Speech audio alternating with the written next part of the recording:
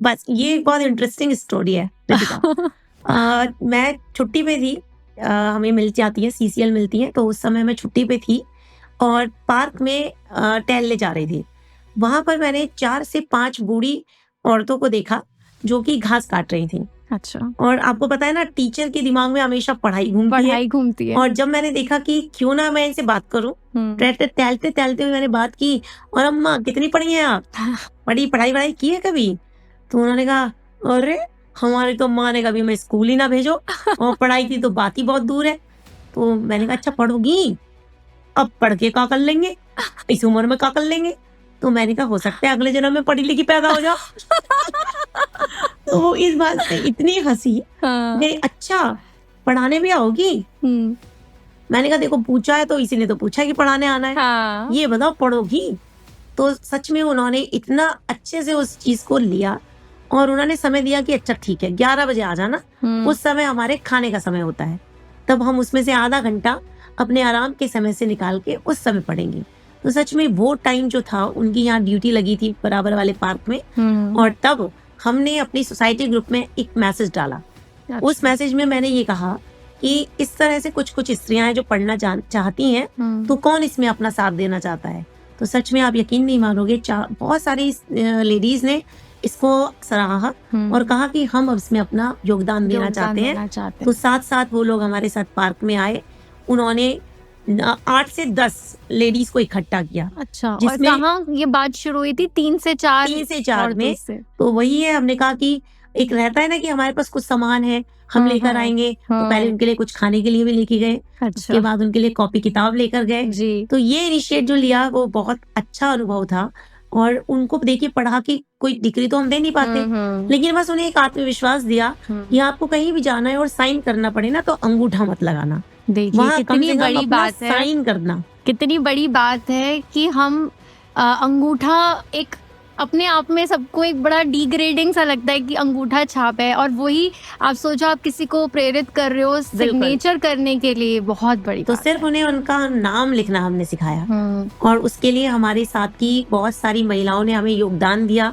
उसमें नीरा जी, कंचन जी, रीमा जी, बहुत सारे लोग थे जिन्होंने इसमें साथ दिया। और सच में मैं कहती हूँ ना कि अच्छा काम करते हो तो वैसे ही लोग आपके साथ जुड़ते हैं, चले जाते हैं। तो उन्हें लगता है कि अब क्या नया करना है बताओ।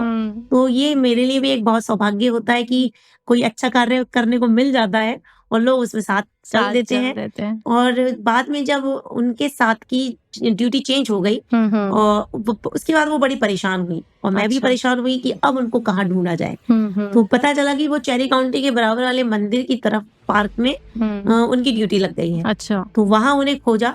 उसके बाद उनको खोजते खोजते वहां ऐसे 4 से 5 बच्चों की टोली हमें मिली जो पढ़ना चाहती थी। तो ये आपको अपनी सोसाइटी के बाहर मिले? ये बाहर मिले बच्चे। अच्छा, जो पढ़ना चाहते थे। अच्छा, लेकिन उन्हें ये नहीं पता चल रहा था कि एडमिशन कहाँ लेना है। और आपको जैसे पता है मैं सरकारी स्कूल में हूँ जी, तो यहाँ के सारे सरकारी स्कूलों से भी थोड़ी सी जान पहचान हो जाती है जब हम उसी स्तर पे होते हैं, उसी पद पे होते हैं। तो उन्हें बस मैंने कहा कि आपके पास ये पता है, इस पते पे जाना और अपना आधार कार्ड लेकर जाना, आपका एडमिशन हो जाएगा। और यकीन मानिए अगले दिन ही वो बच्चे गए और उन्होंने वहाँ अपना आधार कार्ड दिखाया, एडमिशन की बात की, और उनका एडमिशन वहाँ पर तो हो हम गया। ये कितने बच्चों की बात कर रहे हैं रति जी? अभी ये 5 बच्चे थे वहाँ पर ऐसे जिनका एडमिशन हो गया वहाँ पर, और बड़े खुश हुए कि अरे चलिए हमें पढ़ने के लिए मौका मिल गया। तो कहते हैं ना कि आपसे अपील सबसे यही करना चाहूंगी कि अगर आपको आसपास ऐसे बच्चे दिखाई दें जो 6 से 14 साल तक के हों और उनको कोई भी दिख ना रहा हो, पढ़ नहीं रहे हो, कहीं ना कहीं भीख मांग रहे हो या कोई ऐसा कार्य कर रहे हो जो उनके लिए नहीं बना है, तो आपसे एक गुजारिश है कि उन्हें अपने आसपास के सरकारी स्कूल में जरूर भेजिए, क्योंकि वहाँ निःशुल्क एडमिशन है, निःशुल्क यूनिफॉर्म है, निःशुल्क किताबें हैं और बहुत अच्छी पढ़ाई है। बस एक उनको विश्वास चाहिए और एक गाइडेंस चाहिए। तो आपसे एक अनुरोध है, जरूर आप हमारे पॉडकास्ट के थ्रू भी अपने आप को एनरोल करा सकते हो।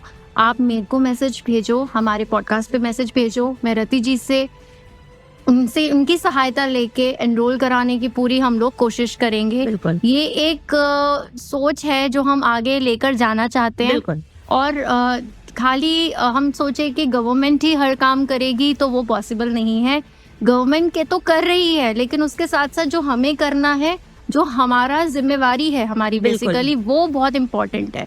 आज मेरा रति जी को बुलाने का जो मकसद था वो यही था रति जी कि आप एक गवर्नमेंट इंस्टीट्यूशन से जुड़ी हुई हैं और इलेक्शन का भी टाइम है, और मैं जानना चाहती थी कि वाकई क्या शिक्षा विभाग में इतने चेंजेस जो हम टीवी पे देखते हैं या जो हम फेस भी करते हैं वो हैं या फिर मतलब है?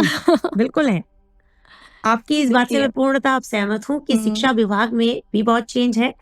और अभी हाल फिलहाल में एक प्रोग्राम आया है जो केवल मतदाता जागरूकता के लिए है। अच्छा, इसे हम कहते हैं स्वीप प्रोग्राम। स्वीप प्रोग्राम, तो ये गवर्नमेंट क्रिएटेड प्रोग्राम है? ये हाँ, प्रशासन के लिए के द्वारा दिया गया है कि जिसमें हमें हर एक वोटर को मोटिवेट करना है, उसे जागरूक करना है कि मतदान को एक पर्व की तरह मनाए और उस छुट्टी को एक छुट्टी की तरह ना देखे, एक अवसर की तरह देखे कि हो सकता है आपके एक वोट से आप सत्ता को बदल सकते हैं, आप अपने लिए वो विकास ला सकते हैं जिसकी आप उम्मीदवार हैं। तो बस वोट किसी को भी दें, लेकिन वोट देने अवश्य घर से निकले। तो इसके लिए आपका क्या स्टेप है, आप कैसे ये मैसेज सब तक पहुंचाएंगे?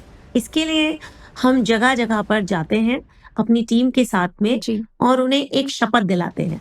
वो शपथ हमें वहां से प्रदान की गई है कि ये शपथ हमें हर एक से दिलानी है। कहते हैं ना, शपथ ले लेते हैं तो थोड़ा सा हमारा ध्यान हो जाता है कि हमने इसकी शपथ खा ली है, ये हमें कार्य करना है। साइकोलॉजिकली आप वो रहते हो, बाउंडेड रहते हो।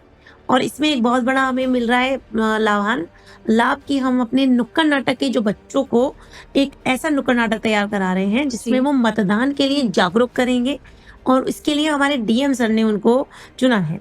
ये सोसाइटी के बच्चों का एक इनिशिएटिव रहेगा, स्कूल के बच्चों का एक इनिशिएटिव रहेगा, जिसमें कि वो हमें जहाँ जहाँ पर भी ये नुक्कड़ नाटक करने हैं उसकी एक लिस्ट मिल गई है।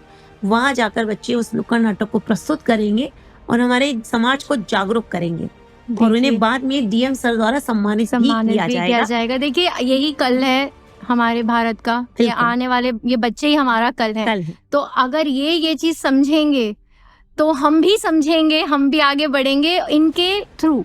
कहते हैं ना कि माँ बाप सबसे ज्यादा बच्चों के लिए सुनता है, बच्चों की सुनता है। तो बच्चों ने अगर कह दिया कि ये कार्य करना है, देखिए बच्चे छोटे हैं, वो तो वोट नहीं दे सकते, लेकिन वो बच्चे वो बात कह सकते हैं जो मन को लग जाए और हम वो कार्य कर जाएं जिसके लिए हम सोच रहे थे कि मैं किसी को वोट नहीं देने वाला, मैं एंजॉय करने वाला। ये सब अपने हिसाब से चलते हैं, मैं एंजॉय करूंगा और मैं नोटा हूँ।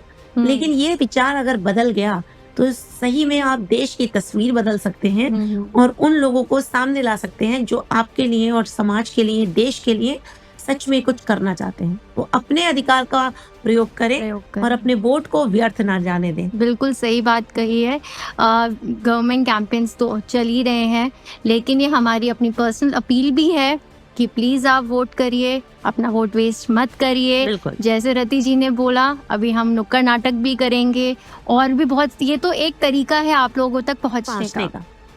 तो ये बात रही हमारी इसकी। अब आपका अपना पर्सनल जो क्रिएटिविटी पार्ट है या कल्चरल पार्ट है, जैसे आप एसोसिएटेड हैं आलोक मौर्य ग्रुप से, तो उनके साथ आपने कितना काम किया है, थोड़ा उसके बारे में आप ब्रीफ करें। आप कब से उनके साथ एसोसिएटेड हैं और आगे आपका क्या प्रोस्पेक्टस है अपनी इस कल्चर को लेकर जाने का? बहुत अच्छा सवाल आपने पूछा है, जो मैं करना ही चाह रही थी, इस पे बात करना चाह रही थी जी। मौर्य फिल्म्स एंड थिएटर से जुड़े हुए मुझे लगभग 7 साल हो गए हैं। बिग टाइम कह सकते हैं, क्योंकि इसमें सबसे पहले थिएटर की शुरुआत जो हुई वो मेरी पुरानी सोसाइटी शिप्रा सन सिटी से हुई। सर ने सबसे पहले वहां पर कैंप लगाया था। और थिएटर के नाम से दिमाग में आता था कि इसमें तो सिर्फ हीरो हीरोइन बनना होता है। जो कि बच्चों के दिमाग में होता है कि मैं नहीं जाऊंगा थिएटर, मुझे थोड़ी हीरो बनना है जी। इसी तरह से हमने भी, जैसे कहते हैं माँ होती है, वो उनको लगता है मेरे बच्चे इसको तो एक बार ट्राई कर लें, एक बार तो चले जाएं, क्योंकि थिएटर से पर्सनैलिटी डेवलपमेंट बहुत होता है जी। जो हमारे शाय बच्चे हैं वो अपने आप को एक्सप्रेस करना सीख जाते हैं, जो वो कहना चाहते हैं उनको वो प्लेटफॉर्म मिल जाता है जिससे वो अपनी बात सामने रख पाते हैं। तो थिएटर में कहूंगी कि एक तरह से पर्सनैलिटी डेवलपमेंट प्रोग्राम होता है, ना कि केवल अपने आप की एक्टिंग करना है, वो तो अपने आप आ जाती है। जब बच्चे ने अपने आप को बोलना सीख लिया, अपनी बात को रखना सीख लिया और घुलना मिलना सीख लिया तो चेंज उसमें स्वतः आ जाएगा। तो सर के साथ जब मैं जुड़ी तो मेरा बड़ा बेटा इंट्रोवर्ट शुरू से ही रहा है। अच्छा। बहुत कम बात करता था, तो मुझे लगता था कि इतना कम बोलेगा तो आगे कैसे चलेगा। और मुझे कोई और माध्यम नहीं मिलता था कि मैं कहीं से इसको इस तरह से सिखा पाऊँ। तो थिएटर एक वरदान बन के मेरे सामने आया। शुरू में उसने भी मना किया, नहीं जाना, मुझे ये नहीं करना, लेकिन धीरे धीरे वो इतना उसमें घुल मिल गया कि अब वो थिएटर करना ही नहीं चाहता और आज वो थिएटर आर्टिस्ट बनने के कगार पे है। और वही जर्नी हमें यहाँ तक ले आई है, क्योंकि वो शौक मेरा भी था जी। सर ने हम लोगों को, जैसे मैंने बताया कि सबसे पहले वीमेन एम्पावरमेंट नाटक कराया जी। उसमें हमें उन्होंने बुढ़ापा एक नाटक कराया। अच्छा, बुढ़ापा पहला नाटक था जिसने दिल को छू लिया। अच्छा। कि जनता जानती सब है, लेकिन उस दर्द को कैसे हमने सामने रखा, वो उस दर्द की वजह से हमारे साथ जुड़े और धीरे धीरे अब हम थिएटर को अपनी सोसाइटी में प्रमोट करते हैं, क्योंकि हमें उसका पॉजिटिव एस्पेक्ट्स दिखने लगा कि हम किस तरह से छोटी छोटी टॉपिक को छुएंगे तो समाज तक पहुंचा सकते हैं। और एक बहुत बढ़िया और सशक्त माध्यम है कि चाहे आपको जल से रिलेटेड कोई चीज पहुंचानी हो, चाहे आपको नारी शक्ति से रिलेटेड कोई चीज पहुंचानी हो, या सोशल समस्या कोई ऐसी हो जो रखनी हो, तो नुक्कड़ नाटक इज बेस्ट ऑप्शन कि हम उससे अपनी बात भी कह पाते हैं और समाज तक एक संदेश पहुंचा पाते हैं।